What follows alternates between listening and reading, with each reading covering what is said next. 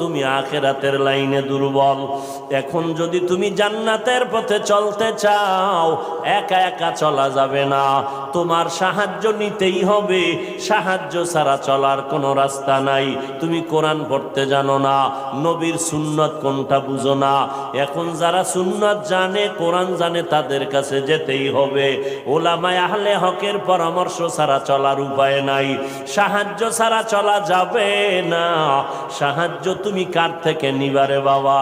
এমন একজন থেকে সাহায্য নাও যার মধ্যে কোনো অভাব নাই, যার পেছনে কোনো স্বার্থ নাই। দুনিয়াতে নজর করে দেখলাম স্বার্থ ছাড়া কোনো মানুষ দুনিয়াতে নাই। আছে? অভাব ছাড়া কোনো মানুষ নাই। বরং টাকা যার যত বেশি, তার অভাব তত বড়। যারা যত বড় লোক, তারা অভাব তত বড়। অভাব গরিবের 100 টাকায় সমাধান হয়, বড় লোকের